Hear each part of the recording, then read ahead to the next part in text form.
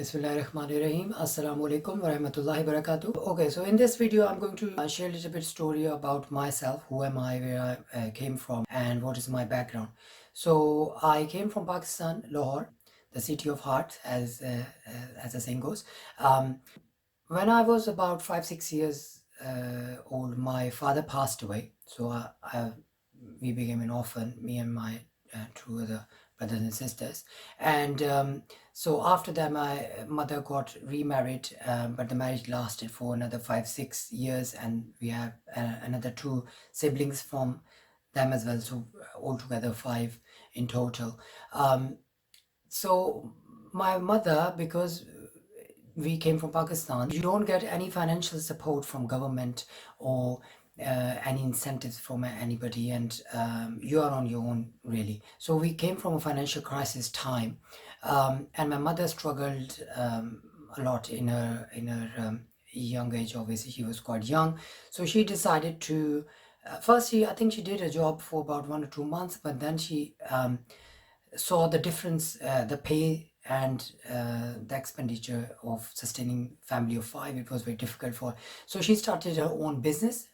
So she started a beautician business, and basically she was again struggling in a business because she wasn't a business woman, and she wasn't a career person anyway. So she was not very well educated in terms of how you can take the business to the next level, and that's something which triggered everything in me. That was my beginning to think about the business itself. So she used to come home at night, like she used to work 7 days and always struggling, didn't find much to, like we were hardly meeting our ends and weren't financially stable. um, so there was a feeling in me, or when I was kid, like how to develop a business so that we can get more money and obviously we can then survive better. So from this I started off like, how can I improve our business?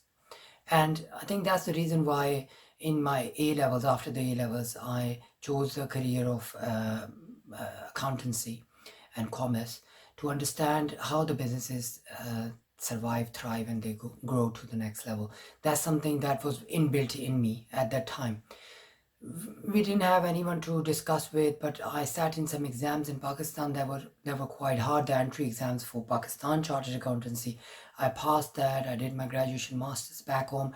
But then I've noticed something, that the income level in Pakistan was extremely low, so I couldn't survive there. So I decided to move to UK to study the accountancy and learn from the best. So I did some research and figured out that the best companies who can train you to be a chartered accountant are known as Big Four companies, and they are like KPMG, Ernst & Young, Deloitte, and PwC, the four biggest companies in the world. They are called Big Four because they have the clients which are like FTSE listed blue chip clients, and I really wanted to get this knowledge from them. So I researched on the route of being an apprentice for them, like the program that usually comes today, apprenticing with Alan Sugar, is similar to that. So we went through all the phases, and obviously I didn't pass at the first time, and that was in 2004-5. And it posed a challenge for me because I came from abroad. Obviously, English wasn't my language, and it was a big struggle at the time.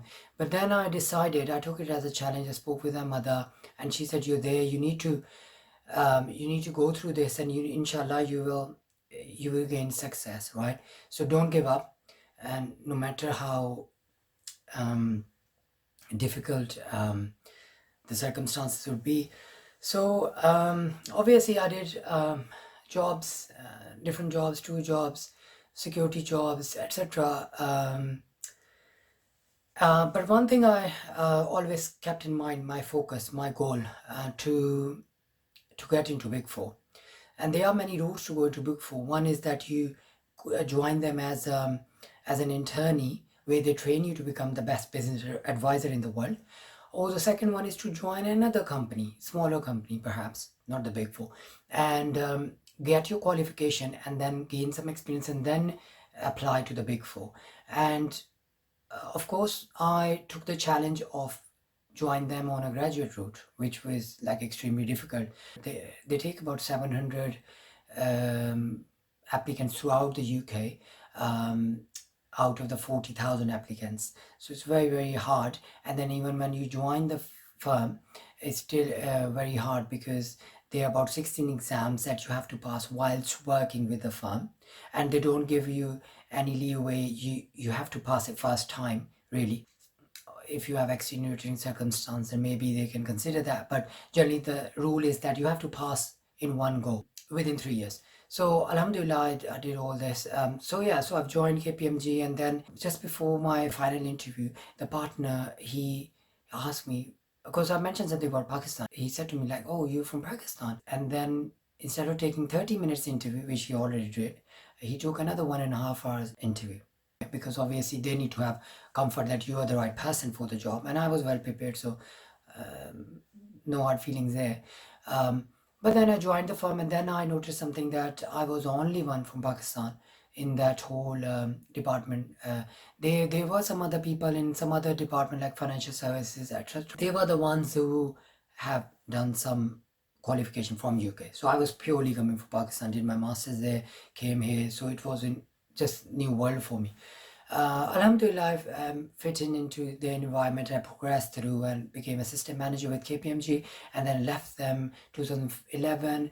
I joined another big four, Ernst& Young. They are auditors of the biggest firms: Google, Apple, Facebook, Amazon, you name it. So um, my urge for learning about the business never stopped, and I always had this passion to advise businesses how they can, so like basically scanning them, doing an x-ray quickly, and then straight away the neurons in my brain can tell like, okay, you're doing this right, this wrong, this should be your corporate structure, why are you using this, maybe take the cash later, maybe take dividend now, maybe delay your financial investment decisions, stuff like this. So really taking them to the next level, and that's why the biggest company, they usually come to us.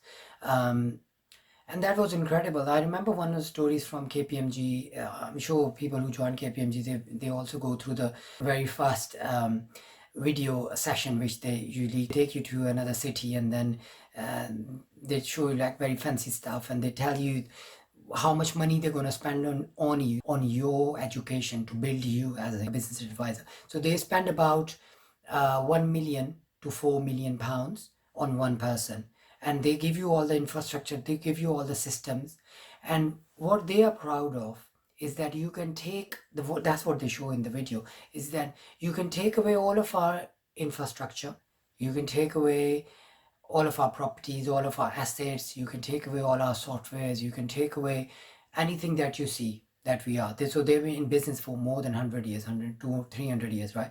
And they say like, take away everything from us and we can build everything back in 1 week. So incredible. And the reason why they say this is because, as the video showed, was because of the people. The training, the amount of money, the amount of time they dedicated to us, they were so confident in that we are their biggest asset. We can take their business to a next level. And that's exactly what I've seen in over the years. And that's the secret to Big Four success. So inshallah, the video has gone quite a lot, I think. So I will break it now, and in the next video session, I will talk about an independent research that I've been carrying on since 2006, since I joined KPMG. And that's very fascinating. I met a couple of people in my year group who were Cambridge qualified, Oxford qualified, and they were extraordinary geniuses. And some of them have already became partner and director, this level. And you show them an information once, and they photocopy it in their brain straight away. You talk to them some issue, they take the information, how difficult would it be, doesn't matter to them, they just store it straight in their brain. And that's really surprised me. How is this possible humanly? How can you listen to something once and you can memorize it? How you see something once and it photocopies into your brain?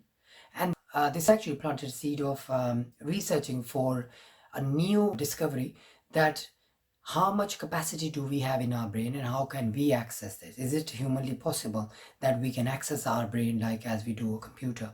So in the next video, inshallah, I will talk about my research and what happened to that since 2006. So stay tuned, inshallah. Speak soon.